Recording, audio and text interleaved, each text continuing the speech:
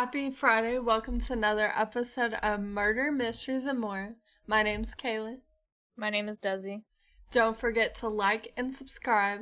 Don't forget to hit the bell next to the subscribe button to turn on post notifications. Before we get into this mystery, we always encourage those who have useful information to any unsolved case, please report it to your local police and sheriff department. Viewer discretion is advised with this video. It may contain some graphic details and some triggering subjects for some. If you feel uncomfortable, please click off now. Unfortunately, California has the highest rate of missing people. Roughly 7 out of 100,000 people go missing every year, and many of them are innocent women. With that being said, today we will be discussing the disappearance of Lauren Cho. Lauren Cho was born December 20th, 1990 in Hunterton County, New Jersey. Limited information is online about her early childhood, of course, per Lauren's family, who wants to keep their information private, and we ask you to please be respectful of that. She was given the name Elle. She's a Korean American. Lauren loved the arts. She had a black belt in Taekwondo and was a classically trained soprano singer. She went to school at Hunterton Central Regional High School. Lauren spent many summers going on tour with her high school choir group. In choir, she met Cody Orell, who later on would become her boyfriend. She graduated high school in 2009. She went on to attend Westminster Choir College at Rider University, where she studied music education. She graduated from university in 2013, and her goal was to become a high school music teacher. Music was not her only artistic interest. Lauren was the type of person to not let anyone stand in her way and achieve whatever she dreamed. Lauren was very open-minded and she tried different things in the art realm. In 2019, she held a part-time apprenticeship at a tattoo and piercing shop with the artist Lynn Gerardi, located in Flemington, New Jersey. Lauren expressed herself artistically by having multiple tattoos and piercings. Everything was all fine and dandy until 2020, which all of us can agree that the pandemic in 2020 was definitely life-changing. At this time, she was working as a school music teacher, and this was one of the most difficult times to be a teacher because having to switch classes to being virtual, dealing with illness, and there was a certain level of uncertainty. This obviously put a damper in her teaching career. And yeah, it was very challenging for her to learn how to navigate how online classes would work, and also she was the type of person who liked to be around people, and because of COVID, she pretty much had to be isolated from her students. Lauren decided to pack up her things and leave New Jersey. I also do want to note, we aren't sure how long Lauren and her boyfriend Cody have been together, but they did break up at some point. But they did remain friends, and he went on this new journey with her. December 2020, Lauren officially packed up her things and went on the tour bus with Cody. We do want to mention that there is very limited information online about Cody, so we do not know much about his life. It is very interesting though that he has a tour bus, which mostly bigger music acts have. Cody may have chosen to remain private about his life, so definitely should respect that. Lauren's goal for this trip was to end up at Bombay Beach, California and start a food truck business. The first place they went to when they arrived was at Salton Sea State Recreation Area. Some information about Bombay Beach. It was very popular in real estate in the 1950s and a tourist destination. In the 1960s, the area was abandoned with little to no explanation. The late 70s, it suffered from tropical storms and the shoreline was receding. In the 80s, it was mostly used for fishing. However, in 1986, fishing was banned due to high toxicity levels. During the pandemic, it became a very popular place for artists. Lauren bought a school bus which she would convert into a food truck. Lauren grew up baking, and many of her friends and family enjoyed trying out different recipes that she made. When Lauren got to California, she made new friends and would cook for them. Word quickly spread on how talented she was, and she was hired to be a chef for Italian-American filmmaker Tal Rispoli. She worked at one of his Airbnb compounds, which was located between Yucca Valley and Marengo Valley, not too far from Joshua Tree. I also want to mention that Tal's Airbnbs were like a bed and breakfast, and they were located in off-grid type areas. He wanted to cater more towards free-spirited artist people. Lauren was a very free-spirited person, so this would be the perfect place for her. This would also be a great opportunity for her because she would be paid enough to pay her expenses, but she would also have enough time, have extra time to go and convert her bus into a food truck. Lauren and Cody did live on the bus together, but it was not awkward between them. Lauren was thriving. June 28th, 2021 started just like any other completely normal day. Lauren hung out with her friends, had a couple of drinks, and was enjoying the sunshine. The drinking did not seem to be out of control, although it was an incredibly warm day in the desert. At some point, Cody and Lauren got into an argument. Lauren wanted to leave the compound and drive. However, Cody advised it wasn't a good idea because she had been drinking. Lauren was obviously upset. Since Lauren was irritated, she left on foot at 3 p.m. without her cell phone. Cody took this as maybe she needed a break and would come back eventually. After 10 minutes passed, Cody decided it would be best to go after her. She was alone without her cell phone, food, or water, and of course it is the desert, so you can get dehydrated really fast. And it was It's stupid hot. Yeah. She was gone, and there was absolutely no trace of her. She was only 30 years old at the time. Cody ran back to the compound to grab others to help search for her. 5:13 p.m., 2 hours of searching, Cody called the local sheriff department to report Lauren as missing. They did act very quickly but found no traces of Lauren. She was last seen wearing a yellow t-shirt, jean shorts, and Doc Marten boots. What is very odd about this case is Doc Martens have a very distinctive shoe print, and they found no shoe prints at all, except for the shoe prints of those that were looking for her. Some people believe that she may have been picked up by a stranger. Her last known location was Benmar Trail near Hooper Road, which is off California Route 62. Someone easily could have taken advantage of her. She was drinking, it was very hot outside. Another possibility is maybe she had plans to meet someone that day, and here's why. So officers did talk to Cody about Lauren, and he mentioned that earlier that week she brought up that she was thinking about meeting somebody new. However, Cody didn't want to make things awkward between them, so he did not pry her with more questions. But he later on did regret not asking her more questions because maybe this person could be responsible for what happened to Lauren.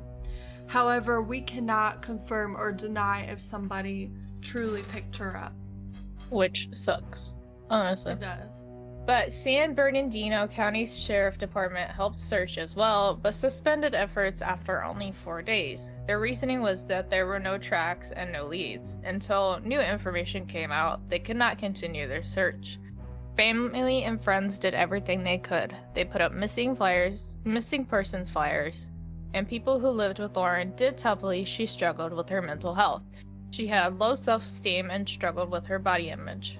Some mentioned that she had thoughts of self-harm. Others disagree and believed that she wouldn't hurt herself. Caitlin Borden, her college roommate and friend, talked about how she brought people's gifts to make them smile. RJ, a close friend of hers at the Airbnb, said he was asked by Lauren if he would help her work on the bus. He said that because she had big plans in the future, he did not believe she would walk away from it all just to end her life.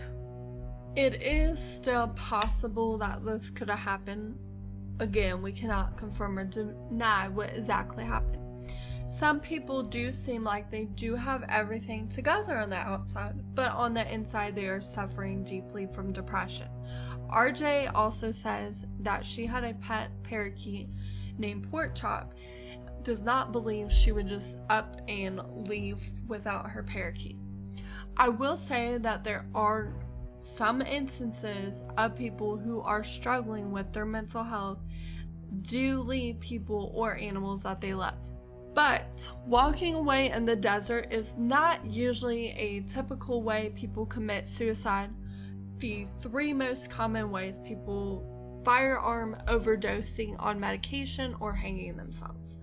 She did go missing in an incredibly remote area. Did she suffer from dehydration?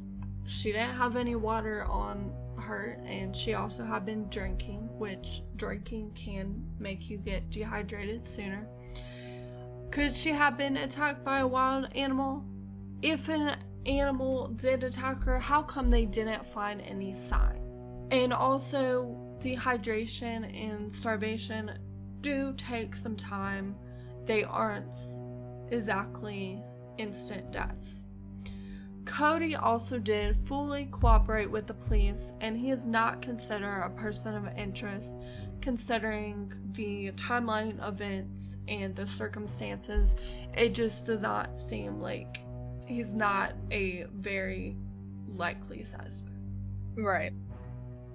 Statement from Lauren's sister, and this is what she said, quote unquote, "Just a reminder that Elle is an actual person who is fiercely loved by many, and we see posts, comments, and speculations made about her situation, her friends, her family, and her mental health," end quote.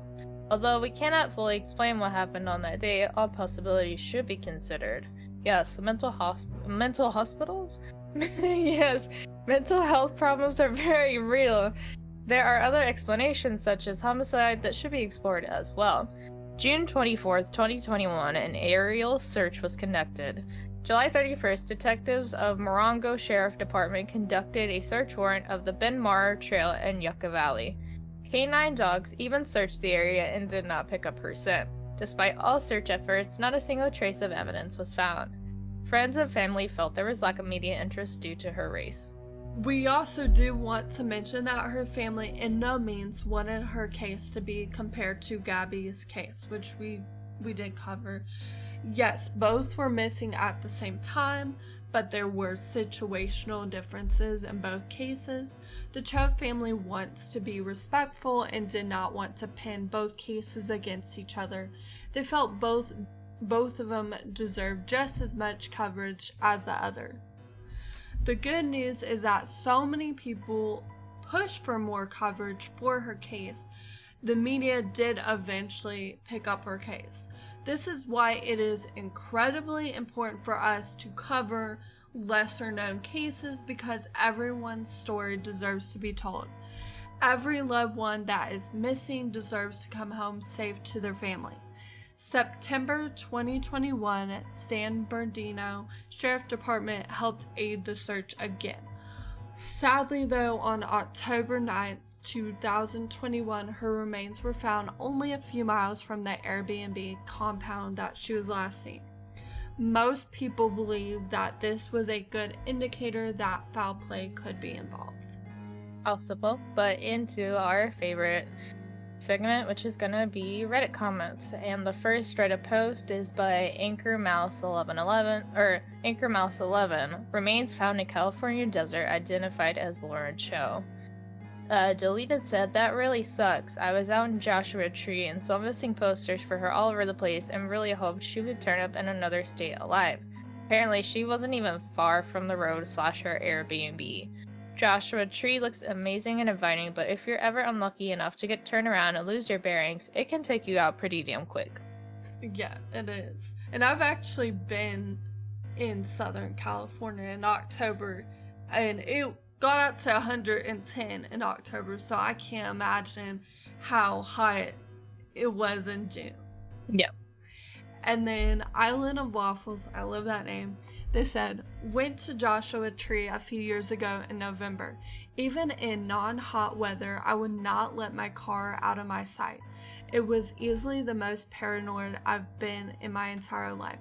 I really can't explain it. It was just a fear deep inside me that I was going to be lost in the desert.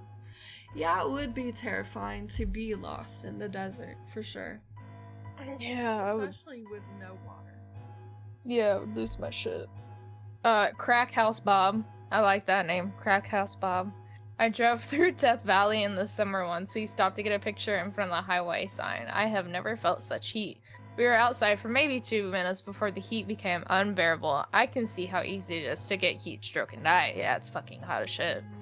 It is. A lot of people die because of that shit. For sure. Heat stroke is no joke. Very bad. Cthulhu 666 says, I guess I forget about snakes and scorpions that sleep through the daytime heat. My flashlight is on before I step out of the tent. That is true. There are venomous snakes out there. Rattlesnakes. You got Really you bad. don't want to mess with the danger needle. No, they're very, bad boys. Very bad boys. Deleted says, never hike anywhere without a compass. Always take a bearing standing between your car and the trail where you enter the hiking area. If you don't have a compass, don't hike. Very true. I mean, you should have some sort of directional device with you, or your phone. You know, if you're gonna go hiking. You can get lost easily, obviously. Yeah, and she didn't have her phone. Nope, she left it. Big mistake number 1. Well, and I also feel like with her meeting up with someone, you would think she would have brought her phone if she did meet up with someone. I mean, yeah, I get it, you know. But I mean, if you're familiar with the area. True. I get it. But still, like, even me being familiar with where I live, I would still bring my phone. You never know. And then, I don't smoke heroin. You sound sus by that name. I've camped tons around California, and JT is gorgeous but terrifying at night. Anza Borrego was terrifying all around. We went hiking and did a pretty good job getting back before nightfall. It was a trip I really learned the desert wasn't a place for people. Cactus went through my buddy's boot, and I saw several scorpions. I realized sleeping wouldn't be an option. You die from freezing to death in the desert, and that's too ironic for me. That is true. It does get very cold at night. That is true. Turbulent Smile, 45.99. I hate when people die. Me too, fam. Into the next Reddit post, which is by Deleted. Human remains found in Yucca Valley, says San Bernardino County Sheriff's Department. Muffin Man, Drury Lane. Really? Man. Do you know the Muffin Man? Do you know the Muffin Man? I know the Muffin Man. I hate this. I want her to be found, but not like this. And if it's not her, I am heartbroken for whoever's family is also hurting. I am all hoping if she is found, answer/justice can finally be given. Well, it has not yet. They don't have enough evidence, which is sad. I don't get it. Foodie fuck. Details about her being inebriated and angry when she left. It being 110 degrees that day wouldn't bode well for Survive if she got turned around in the desert. Really, really tragic.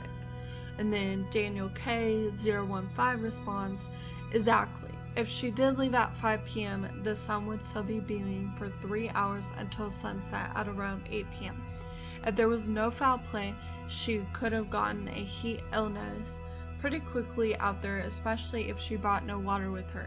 Reminds me of the story of a woman from the East Coast that came out to Phoenix to meet a date, and she ended up dying in the heat as she brought no water. So sad and tragic. Damn. Yeah, the heat on the West Coast is no joke. It's like a hot oven, and then the heat in the, on the East Coast, it's like a hot, steamy shower. I like a hot, steamy shower, though. I like to feel my skin burning off in the shower sometimes, it's just, ugh. And it's moist. Beautiful. The air is moist, but out west, that air is dry. It's all dry heat, no humidity. It's It's not too bad if it doesn't get too hot. Like if you have like a cold drink, or if it's like nighttime, but it can't. But if you're standing out in the sun for all that time, it's a little rough. Right, yeah, it's very rough. Oh my goodness. And then Mr. Whiskers says, basically what I gathered from that was a few things. Either go talk to your neighbor about the dire situation, ask permission to look around so you don't get shot. 2, the neighbors weren't even home during the summer. It would have been easy to look around without much worry. 3, the property is so hilly and vast that they could have taken a quick poke without the owner noticing. There was still an opportunity to do a full search, especially if the circumstances was someone said that they were going to kill themselves and walked off. Yeah, that's why the police did respond very quickly, because her friends did mention that she was suffering from mental health problems. Yeah, she was. So they just want to, they just want to be on the safe side. Which is understandable. That is. I get it. Ooh. Moyle says, 91 Days, you posted this on Reddit. We love Elle and we're doing everything we can. Is it really doing everything if you didn't even walk on foot around the place you live? Spoiler alert, it's not.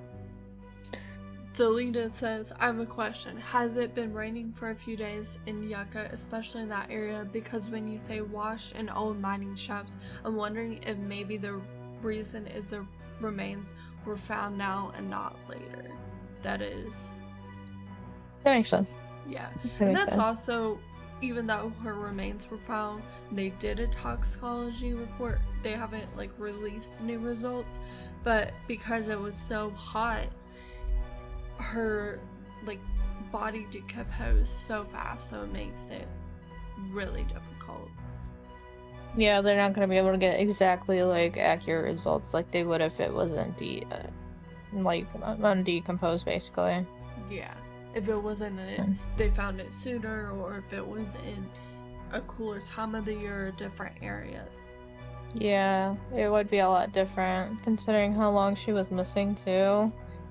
That makes a big difference. Yeah, please do not argue in the comments, because this is supposed to be a place for, I'm fine with people's opinions, but just be respectful of each other. Yeah, get over yourselves, you fucking wankers. Her family is hurting and her friends, so if there are any comments, just be careful of your word choice and be very respectful. Yeah, as you should be. Common sense. Common sense. Lauren Cho was a bright, beautiful light that was taken away from the world too soon. Every year, thousands of women go missing, never to be seen again. We hope Lauren's case serves as a reminder that tomorrow is not promised and we should live every day like it's our last. Unfortunately, we may never know what happened to her exactly, but we hope one day her family finds some answers. With that being said, thank you for listening to another episode of Murders, Mysteries, and More. Remember to always keep your eyes open because you never know when someone's stalking you, and that's very fucking true because people are creepy.